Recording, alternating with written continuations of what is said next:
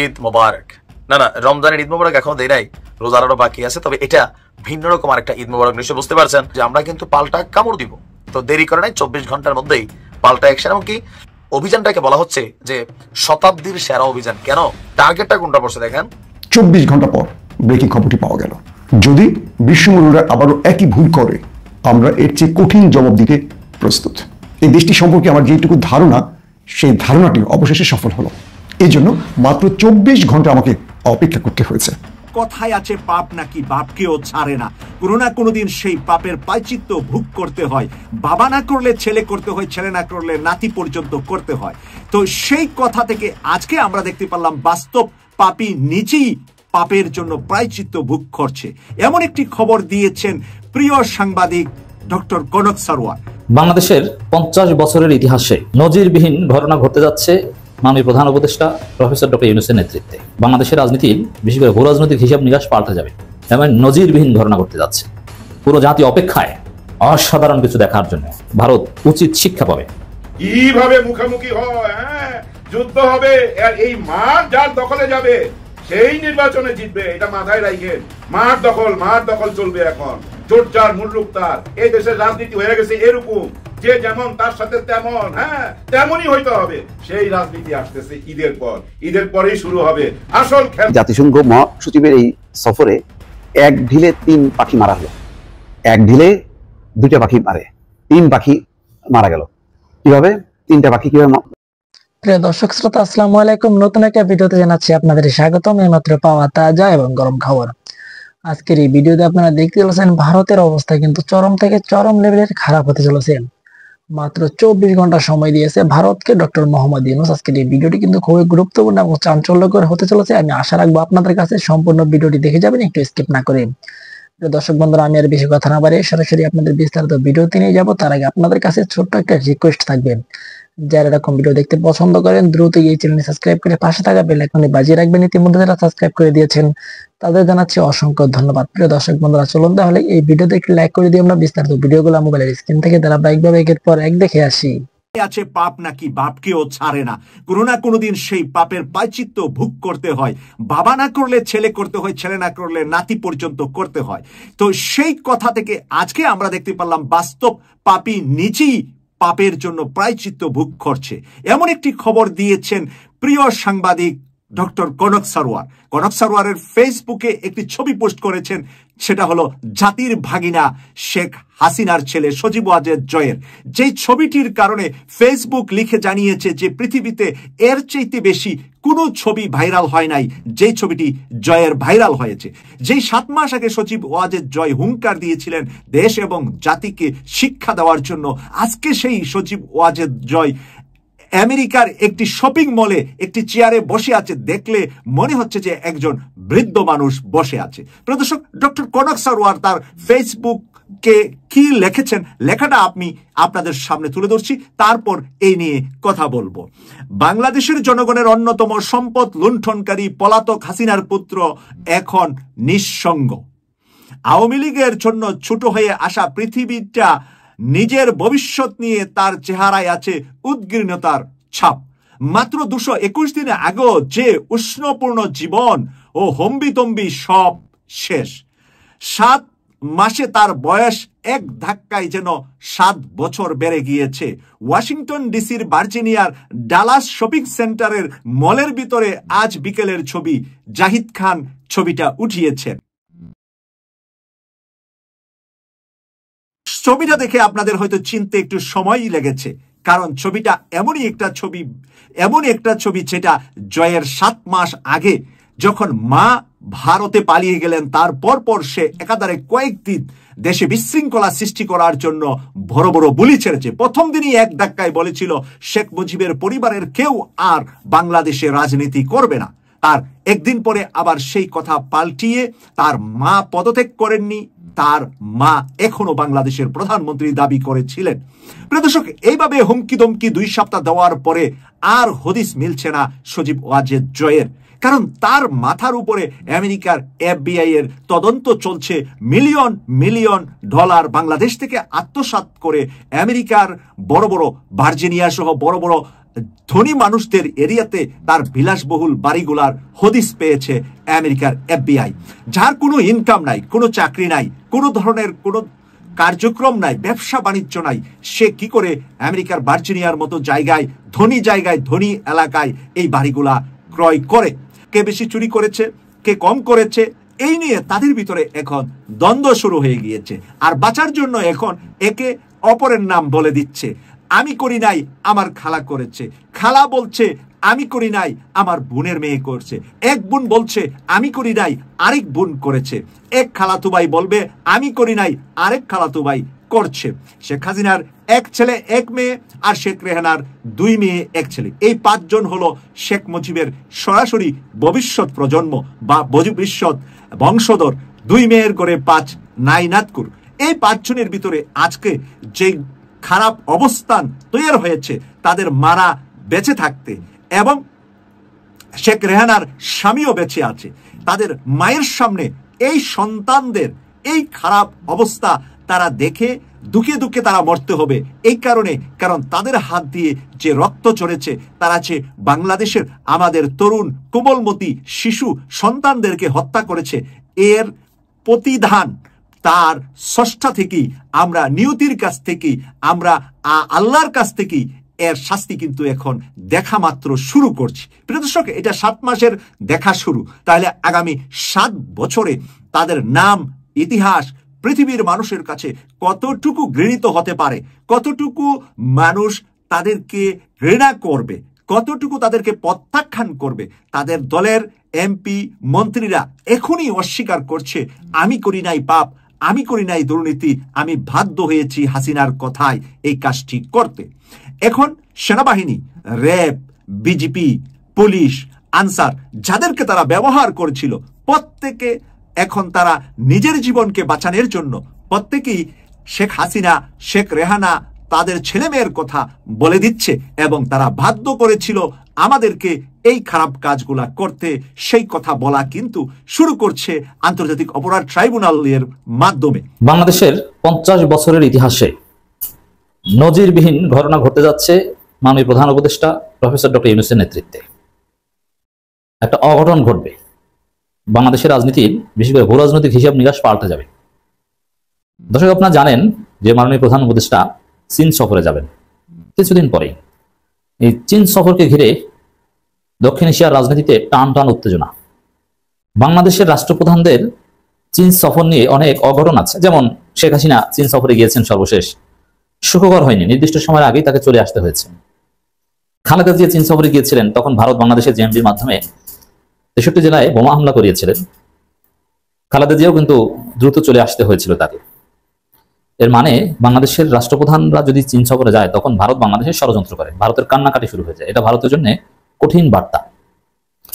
এখন সেই বিএনপি কিংবা হাসিনা, তাদের সময় হচ্ছে এই অবস্থা যে খালেদা জিয়া চীন সফরে গেলে বাংলাদেশকে অস্থিতিশীল করার জন্য ভারত জেএমবির মাধ্যমে 63 জেলায় বোমা হামলা করে।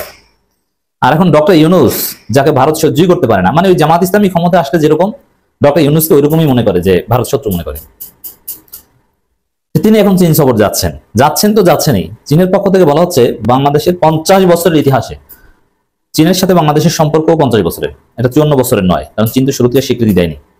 50 বছরের ইতিহাসে সবচাইতে গুরুত্বপূর্ণ সফর।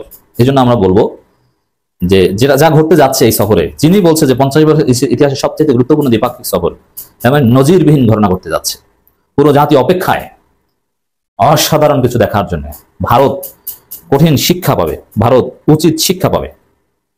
এই ঘটনাগুলো খুব শীঘ্রই ঘটতে যাচ্ছে। দর্শক, আমরা সেই অপেক্ষায় আছি এবং আমরা সেই দৃশ্য দেখতে পাবো। দর্শক, বাংলাদেশ চীন সম্পর্ক নতুন উচ্চতায় নিতে চায় সরকার। 26 মার্চ চীন যাচ্ছেন প্রধান উপদেষ্টা, খবর। এই খবরটার মধ্যেই লোকায়িত আছে যে কত বড় ঘটনা ঘটতে যাচ্ছে। আর এটা হচ্ছে 50 বছরের মধ্যে সবচাইতে গুরুত্বপূর্ণ সফর হিসেবে আখ্যায়িত করা হচ্ছে।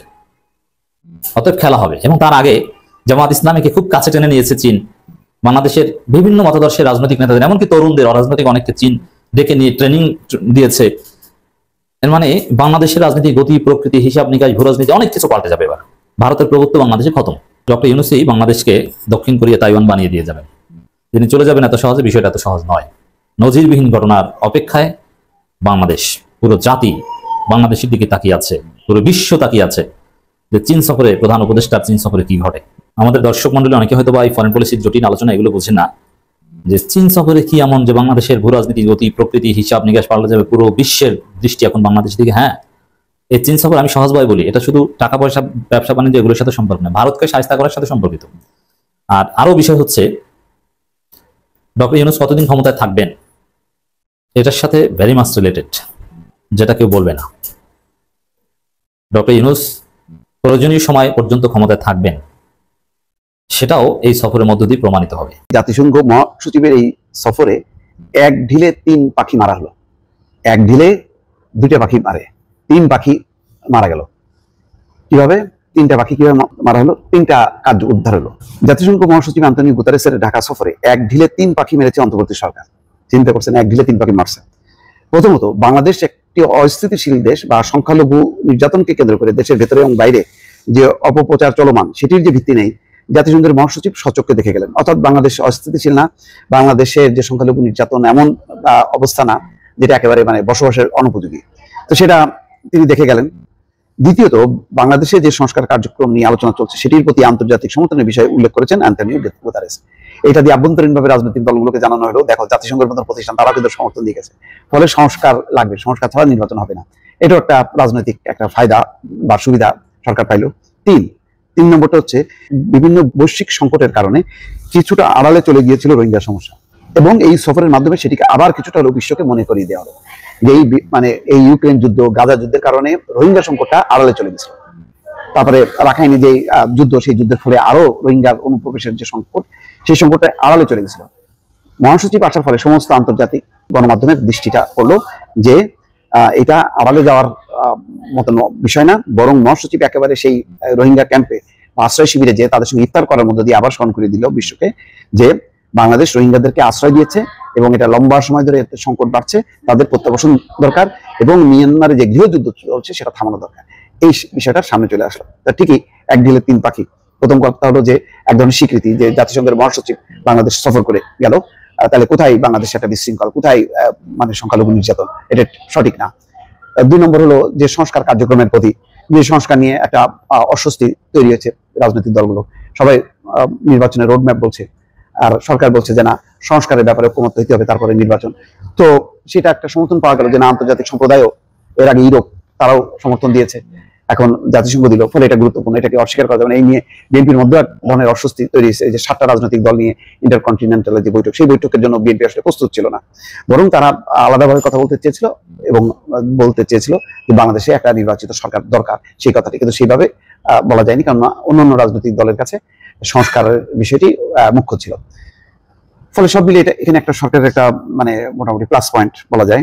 যে সফরের বিষয়ে জানতে চাইলে পররাষ্ট্র মন্ত্রণালয়ের একজন জ্যেষ্ঠ কর্মকর্তা বলছেন যে এই সফরের মাধ্যমে অন্তর্বর্তী সরকারের প্রতি আন্তর্জাতিক সমর্থন যে অব্যাহত আছে সেই বার্তা দিয়ে গেলেন জাতিসংঘের মহাসচিব। অর্থাৎ ডক্টর ইউনূসের সরকারের প্রতি যে একটা আন্তর্জাতিক সম্প্রদায়ের সমর্থন আছে জাতিসংঘের মহাসচিব এই সফরের মধ্য দিয়ে সেটাও আবার প্রমাণ হলো। দর্শক, দেরিতে হলো দল গুছাচ্ছে বিএনপি, এবং একটা নতুন চমক আছে, ওনাদের 3 জন মহাসচিব, 3 জন। এই 3 জন মহাসচিব কারা কারা? একটা হলো সাংগঠনিক মহাসচিব, আরেকজন আন্তর্জাতিক মহাসচিব, আরেকজন ওই যে প্রশাসনিক মহাসচিব।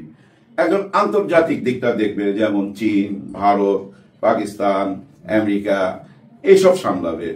আরেকজন প্রশাসনের ব্যাপারগুলা দেখবে, আরেকজন দলকে দেখবে, সংগঠনকে কিভাবে গুছায় রাখতে হয়, কেউ যেন বিপথে না যায় সেই দিকটা দেখবে। এরকম হয় না সাধারণত, কারণ মহাসচিব তো একজনই হয়, যেহেতু মহা কথাটা সাথে আছে। এখানে 3 জন, অসুবিধা নাই, দেশটা ছোট হলে কি হবে, দেশের মানুষ তো 18 কোটি, আর বিএনপিরও তো সমর্থক কম না, অনেক অনেক। তারা আগে ক্ষমতায় ছিল, কিন্তু গত 7 মাসে হয়তো অনেকের মাইন্ড চেঞ্জ হয়ে গেছে। গত 7 মাসের কার্যকলাপ ভালো ছিল না, এটা ওনারাও বুঝতে পারছে, এবং বুঝতে পারে কিন্তু আরেকটা ঘোষণা আসতে যাচ্ছে। আমি আবার যেগুলো বলতেছি এগুলো কিন্তু অফিসিয়াল না, ওনাদের মধ্যে যে আলাপগুলো হয়েছে সেটা আমি বলতেছি। আরেকটা যেটা আসতে যাচ্ছে যে নির্বাচনের পরে কাকে কাকে মন্ত্রিত্ব দেওয়া হবে, এই দিকটা তুলে ধরছে বর্তমান ভারপ্রাপ্ত চেয়ারম্যান তারেক রহমান। হ্যাঁ, তারেক রহমান বলছে যে আমরা সেই দিকটা খেয়াল রাখবো, দলের জন্য কে কি অবদান রাখতেছে, এবং গত 7 মাস কিন্তু উনি নজর রাখছে যারা চাঁদাবাজি করছে, যারা অপকর্ম করছে, তাদেরকে উনি নির্বাচনে আনবেন না, মানে এমপি হওয়ার সুযোগ দিবেন না।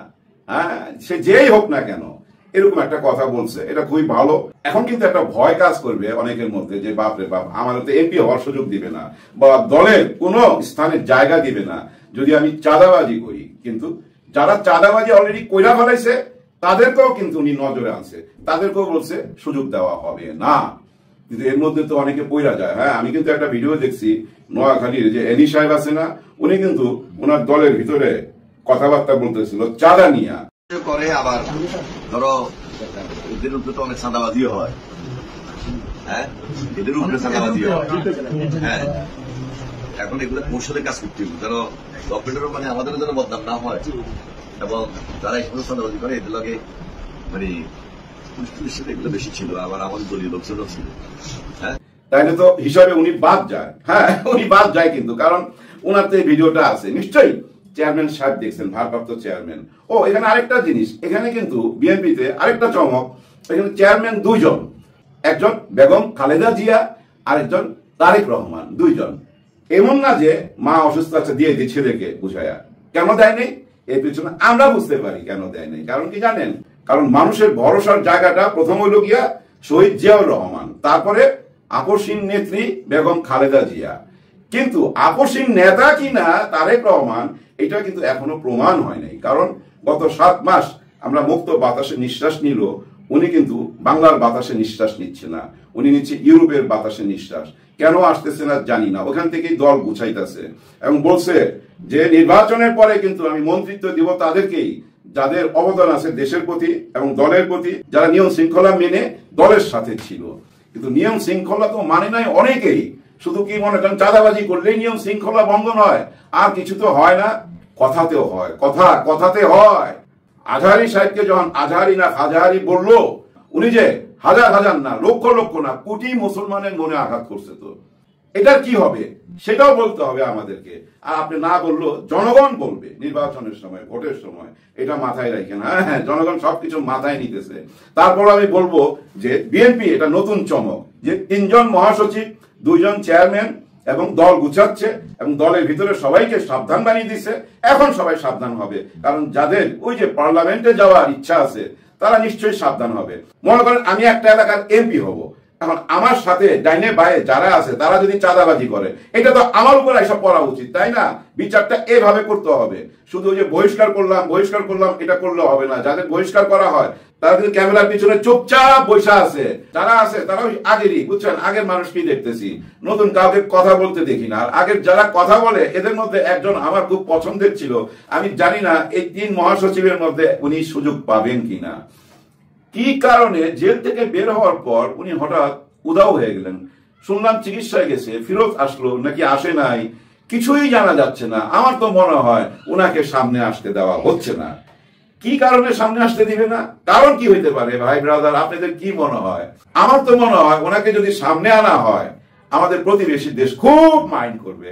ওই বাবর সাহেব যদি এখন সামনে আসে তাহলে ভারত খুব মাইন্ড করবে। আমার মনে হয় ভারত মাইন্ড করুক আর যাই করুক, সবার কাছে যদি প্রমাণ করতে চান যে না আমরা ভারতপন্থী না, ভারতের সাথে আমাদের কোনো যোগাযোগ নাই, তাহলে একজন মহাসচিব বানান বাবর সাহেবকে। উনি কিন্তু অনেক পপুলার, উনার কথা মানুষ শুনতে চায়। আমার মনের ইচ্ছাটা আপনাদের জানাইলাম। আপনারা বিএনপির মানুষ শুনতেও পারেন, নাও শুনতে পারেন, কিন্তু বাবর সাহেবকে যদি সামনে নিয়ে আসেন ইমেজ চেঞ্জ হয়ে যাবে ভাই, ইমেজ চেঞ্জ হয়ে যাবে।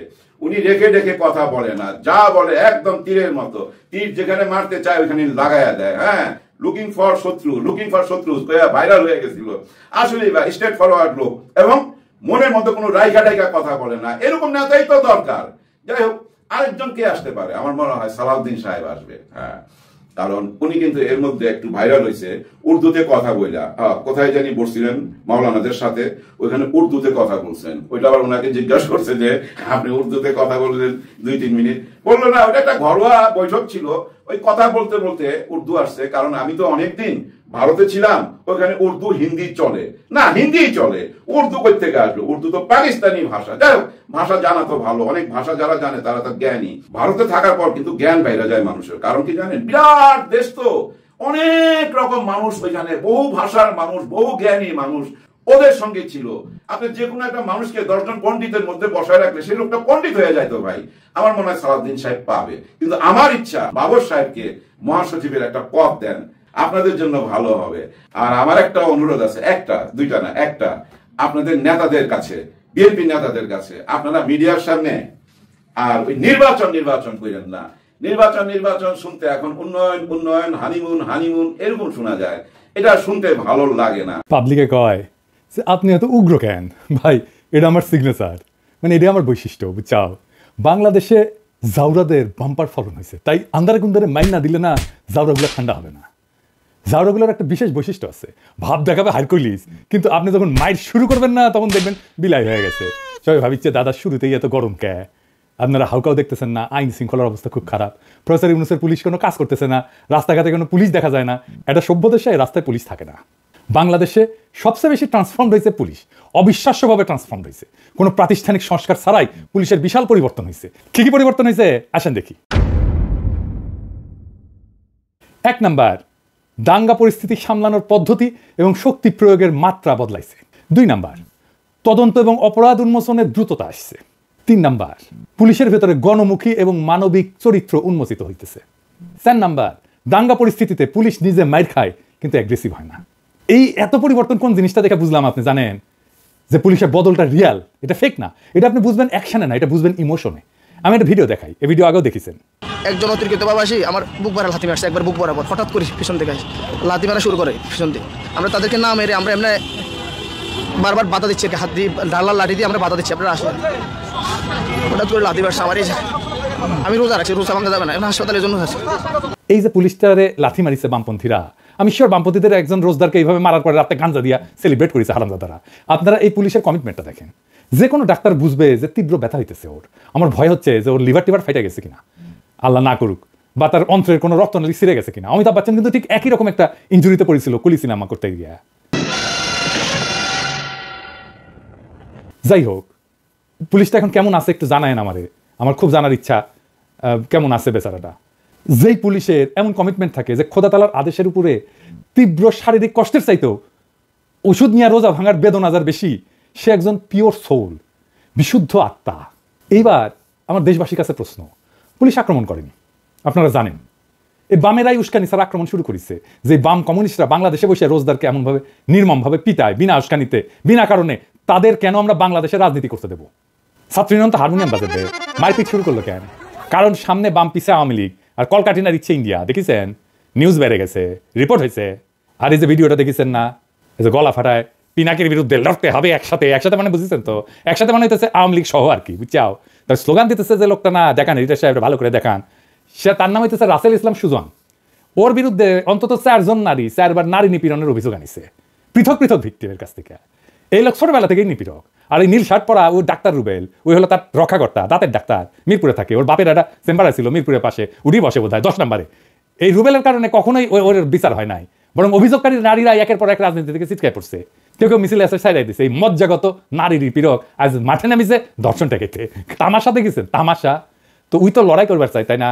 আবার এনে দেখেন কালে লড়াই করতে চায়। পিনাকির বিরুদ্ধে লড়তে হবে একসাথে, পিনাকির বিরুদ্ধে, উগ্রপন্থীর বিরুদ্ধে লড়তে হবে একসাথে, লড়তে হবে একসাথে, উগ্রপন্থীর বিরুদ্ধে। কমরেড গড়ে তোলো ব্যারিকেড, গড়ে তোলো ব্যারিকেড, কমরেড। আমার ক্ষুদ্র ভ্রাতা আর ভগিনীরা সবাই তো পিনাকি। তোর যখন হাউস হচ্ছে লড়াই করার, আমার ক্ষুদ্র ভ্রাতা ভগিনীরাই লড়াই করে দেবেনি, কামে লাগে যান। অনেকে কবে যে আপনি এটা অনিরাপদ করে দিতেছেন। ভাই, লড়াই তো উই করতে চাইছে, আমি তো চাই নাই, তাই না? আমি কেন ওর জীবনের একটা স্বাদ অপূর্ণ রাখবো বলেন? কেউ আমার কাছে একটা জিনিস চাবে আর আমি আমার সামর্থ্য থাকলে দিব না, এটা তো হয় না, তাই না? এটাই করা উচিত বলেন? লড়াইয়ের ভিডিও পেটায় নামাক, হ্যাঁ। আরসিবি বেকুব বাচ্চা, ওদের কয়ে দিয়ে যে আমি তো বেকুব না, যে গুতেরেস আছে ওই দিন আমি ঢাকার রাস্তায় কিছু কইরা প্রফেসর ইউনূসের প্যারা দিমু, ওনারা বিব্রত করবো। দাবরানি যেদিন দাঁড় দিমুনি, হ্যাঁ, ডেট আমি ঠিক করবো, হ্যাঁ, খাড়া এমনভাবে যেন সরকারও বিব্রত না হয়, বুঝছাও। এবার আসেন অপরাধের পরিসংখ্যান নিয়ে। অপরাধ কি আসলে বাড়িচ্ছে? আমি 2024 সালের জানুয়ারি থেকে এই পর্যন্ত ফেব্রুয়ারি পর্যন্ত অপরাধ সংক্রান্ত সমস্ত তথ্য সংগ্রহ করছি এবং ফলাফলগুলো কিন্তু খুব সুন্দর। দেখেন, বিপ্লবের আগে প্রত্যেক মাসে মোট অপরাধের সংখ্যা 14,000 থেকে 17,000-এর মধ্যে ছিল, কিন্তু বিপ্লবের পরে এই সংখ্যা নাটকীয়ভাবে কমে গেছে, 8,800 থেকে 14,500-র মধ্যে নেমে আসছে। এটি দেখাই দেন। তার মানে সামগ্রিক অপরাধের হার উল্লেখযোগ্যভাবে হ্রাস পাইছে। তবে কিছু নির্দিষ্ট ধরনের অপরাধ, যেমন ডাকাতি, চিন্তা এগুলা বৃদ্ধি পেয়েছে, তাই না? কিন্তু ডাকাতি কেন বেশি হইল আসেন, এটাই না বুঝে দেখি। আওয়ামী লীগ আতঙ্ক এবং অস্থিরতা তৈরি করতে 300 পেশাদার ডাকাত হায়ার করেছিল, দেখেছেন না? ওদের গ্রেপ্তার করা হয়েছিল, ওরাই কিন্তু কইছে যে স্বীকারোক্তি দিছে ওদের আওয়ামী লীগ ওদের হায়ার করেছে। আগে শুনতাম ফুটবল প্লেয়ার হায়ার করে, এখন দেখেছি ডাকাতও হায়ার করে। শুধু আওয়ামী লীগ না, বিএনপির কর্মীরা ডাকাতি করেছে। যে রাজধানীর শান্তিনগরে ডাকাতির সময় 10-12 জন যুবদল কর্মী অস্ত্র সহ ধরা পড়েছে। কেন্দ্রীয় যুবদলের কি অবস্থান? কিছু কইছে? গত রাতে এই ডাকাতির চেষ্টার সময় শান্তিনগরে মতিঝিল থানা যুবদলের সাথে সংশ্লিষ্ট একদল ব্যক্তি সাধারণ জনতার হাতে গণধোলাইয়ের শিকার হয়ে পুলিশের হাতে আটক হয়েছে। অভিযোগ হয়েছে মতিঝিল থানা যুবদলের সদস্য আল মাহমুদ রাত সহ 10 থেকে 12 জন যুবদল কর্মী ডাকাতির সময় অস্ত্র সহ ধরা পড়ে। তাদের কাছে পিস্তল দেশীয় অস্ত্র ছিল, জানা গেছে আর কি। কে কে গ্রেপ্তার হয়েছে আর নামটা আমার কই কি। 1 নম্বর হইতেছে মাহিদুর রহমান মোহন, ওই ঢাকা কলেজ ছাত্র দলের সদস্য। নয়ন বলতেছে যে আমার সাথে ছবি তুলিছে অনেকে, সেই ছবি দিছে, এরা দলের ওই রকম লোক না, ছোটখাটো।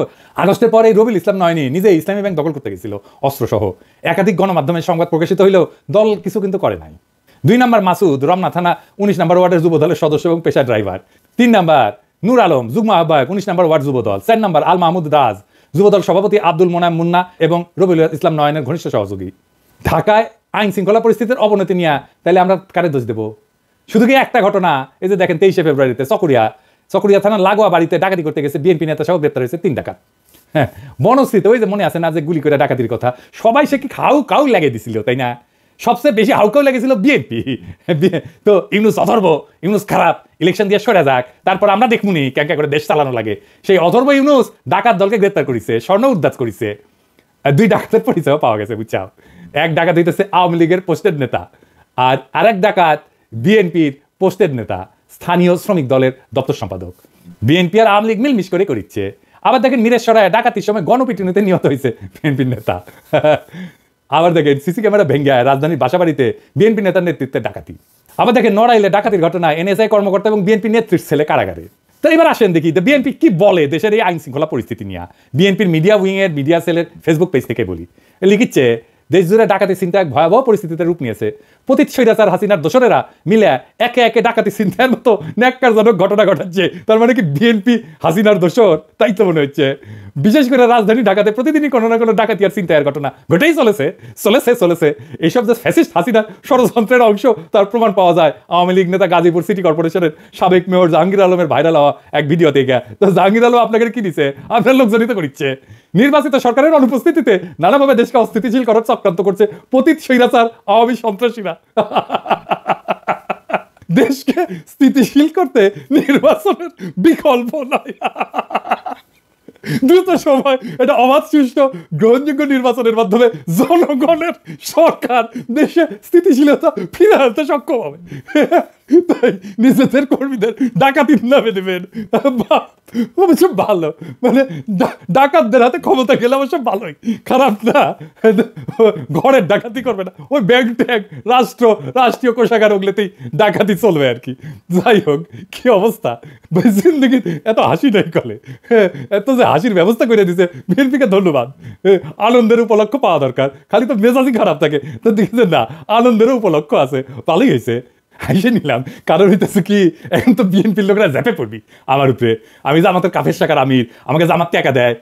আপনি যেমন আওয়ামী লীগের মধ্যে কোনো অনুশোচনা দেখেন না, তাই না? কোনো অনুশোচনা নেই, এত কিছু করছে। ঠিক একইভাবে বিএনপির মধ্যে কোনো লজ্জা নাই, এই যে এত কিছু হচ্ছে, কোনো লজ্জা নাই। আমরা বলতেছি ভাবতেছি যে আমরা ওদের শত্রুতা করছি। ভাই নিজের লোক দলের লোক ডাকাতি করতেছে, ধরা পড়ছে। আপনাদের তো সুইসাইড করা উচিত রে মিয়া। ওনার বলে তো একটা জিনিস আছে, নির্লজ্জের মতো বলতেছেন নির্বাচন হলে সব ঠিক হয়ে যাবে। নির্বাচনটা আসলে কখন হবে? আসেন এই বিষয়ে আলাপ করি, সিরিয়াস আলাপে আসি, হাসি টাসি বাদ দিয়া। অনেকে বলতেছে প্রফেসর ইউনুস বলছে নির্বাচন ডিসেম্বরে হবে। না, প্রফেসর ইউনুস এটা বলেন নাই। ডিসেম্বর একটা কথার কথা, কোনো ডেডলাইন না। কেন না এটা বুঝাই বলি। প্রফেসর ইউনুস সংস্কারের বিষয়ে একটা ঐক্যমতের কাজ শুরু করছেন মার্চ থেকে, তাই না? ঘোষণা দিয়ে তিনি সেখানে দারুণ একটা পদ্ধতির অনুসরণ করছে। তিনি বলছেন আমাদের নিজেদের তো কোনো এজেন্ডা নাই, আপনারা সব রাজনৈতিক দল শুধু যেই পয়েন্টে সংস্কারের জন্য একমত হবেন আমরা শুধু সেইটুকু করবো। এখন এটাই তো ঠিক হয় নাই, সবাই মিলে কতটুকু চায়। বিএনপি বলতেছে নির্বাচনের জন্য ন্যূনতম সংস্কার ততটুকু করে নির্বাচন। তো ভালো কথা, সেটা লিখে দেন না কেন? বলে আসেন প্রফেসর, দেরি করছেন কেন? সরাসরি বলে আসেন। এতদিন তো মার্চের তো অর্ধেক মাস পার হয়ে গেল, তাহলে অতটুকু করতে কত টাইম লাগে সেটা হিসাব করা যাবে না। ডিসেম্বর কেন, জুন জুলাই তো হয়ে যেতে পারে নির্বাচন, যদি সবাই মিলে বলেন আমরা কোনো সংস্কারই চাই না। ইনফ্যাক্ট মির্জা আব্বাস আরো ডেঞ্জারাস কথা বলেছে, বলছে সংস্কার করলে আমরা এটা চেঞ্জ করবো ক্ষমতায় আসলে। আপনি শিওর আপনি ক্ষমতা আসতে পারবেন মির্জা ভাই? হ্যাঁ, তাইলে একদিন বসেছিলেন কেন? আগেই বলতেন যে সংস্কার চাই না, বসে বসে সবাই বেকার খাটতো না, তাই না? আপনারা যেহেতু দেশের মা বাপ, জিতলেই যেহেতু সবকিছু দেশের মালিকানা পাওয়া যান, দেশ তো জমিদারি আপনাদের, তাই না? জমিদারি কিনে নেন নির্বাচন কইরা, আপনার রাজনৈতিক দল তাই যা খুশি করতে পারেন। আর আমরা তো তেজপাতা, আপনার তো মির্জা ভাই রাজনীতি করাই উচিত না। এই কথাটা তো পুরাই অরাজনৈতিক, উদ্ধত হাসিনা, নমরুদ আর ফেরাউনের কণ্ঠস্বর। দেশটা তো আপনার বাপের না। জুলাই আগস্ট বিপ্লবের সময় ছাত্ররা লিখেছিল লাখো শহীদের রক্তে কেনা দেশটা কারো বাপের না, দেশকে আপনার বাপের মির্জা ভাই। ভোটে জিতে যা খুশি করার অধিকার আপনার থাকে না, পারলে করে দেখান যদি খেদম থাকে, পারলে আমরা ঠেকাবো। জানের ভয়ে তো 28 অক্টোবর দাঁড়াইতে পারেন নাই, মনে নাই বলটনে 16 বছর ফেসিবাদের খাওয়াইছেন দেশটারে, 111 ঠেকাইতে পারেন নাই, এখন হারকিউলিস হয়ে গেছেন। বাপরে ডরাইছি। হ্যাঁ, আপনার তো দলের কর্মীদের উপরে দরদ নাই, ওদের একটু ডাকাতি করতে দেন, ওদের কি কোনো অধিকার নাই? একটু জিব্বাটাকে সামাল দেন, সংযত করেন। ওই যে জর্ডানের একটা কবিতা আছে বুঝছাও, ক্যানোনাইজেশন বলে, ইংরেজি যেহেতু লিখেছে, ঠিকই লিখেছে for God sake hold your tongue and let me love. রবীন্দ্রনাথের বাংলা করেছিল, দোহাই তোদের একটুকু চুপ কর, ভালোবাসিবারে দে আমারে অবসর। বিএনপির ভাইরা, মির্জা ভাইরা একটু বলেন, দোহাই তোদের একটুকু চুপ কর, ডাকাতি করিবারে দে আমারে অবসর। এইবার আসেন 32 নাম্বার নিয়ে কথা বলি। দেখেছেন সোহরাওয়ার্দীর বডিগার্ড যদি জয় বাংলা হয়েছিল না, সে সিঁড়িটা কলে ভাঙেনি। আমি পই পই করে কইছিলাম মাটির সাথে মিশা দেওয়া লাগবি, কানে কথা যায় নাই। যখন জানিছি ওটা জিন্দা আছে তখনই কইছি ওই শিরিক মন্দির বানাবি হাসিনার দলের লোকেরা। ঠিকই বানাইছে, দেখেন কি করিচ্ছে, দেখেছেন বুঝেছি। ওটা আমার নিজ দায়িত্ব লিয়া ভাঙা লাগবি। অসমাপ্ত আত্মজীবনী লিখেছিল সোহরাওয়ার্দীর বডিগার্ড, আর আমরা আপনারা অসমাপ্ত ভাঙাভাঙি করেছেন। আমি এর দায়িত্ব আর ক্ষুদ্র ভ্রাতাদের দিব না, একেবারেই দিব না। নিজে হাজির থাকবো। 5 আগস্টের মধ্যে দেশে যাওয়ার পারি নাকি দেখি। সরকার তো আমার নেওয়ার জন্য ফরাসি সরকারের সাথে কথাবার্তা করছে। প্রফেসর ইউনূস নিজে উদ্যোগ নিচ্ছেন, আর উনি কথাবার্তা কইছেন, আশা করি হয়ে যাবে। এখনই আমার এই প্ল্যান শুনে স্যার কবের পারে যে তুমি তোমার পারিছি থাকো, আশা লাগবি না, এটি তুমি এসে গেঞ্জাম বাজাবা। স্যার শুনেন, আমাদের বগুড়াতে একটা গান আছে বুঝছেন, ইউথকারের গান আছে, ওই গানটা হচ্ছে গ্যাঞ্জাম বাঁধাবো, শুধু গ্যাঞ্জাম। আমরা বগুড়ার লোক তো গ্যাঞ্জাম বাঁধানোর আমরা মাস্টার। আপনি আমাকে নেন বা না নেন, গ্যাঞ্জাম আমি বাঁধাবই। তার সে নেন, ওই চক্ষু লজ্জা আছে তো, তাতে হয়তো যদি কিছুটা সামাল হয়। প্রিয় দেশবাসী, শুরু থেকে শেষ পর্যন্ত যারা এই ভিডিওটি দেখেছেন সকলকে জানাই অসংখ্য অসংখ্য ধন্যবাদ। যারা এরকম নিউজ ভিডিওতে পেতে পছন্দ করেন তারা অবশ্যই এই চ্যানেলটি সাবস্ক্রাইব করে পাশে থাকা বেল আইকনটি বাজিয়ে দিবেন। যারা এখন এই ভিডিওটি শেয়ার করেননি, এই ভিডিওটি দ্রুত শেয়ার করে সকলকে দেখার সুযোগ করে দিন। আজকের মতন এই পর্যন্ত, দেখা হচ্ছে পরবর্তী কোনো ভিডিও নিয়ে ইনশাল্লাহ।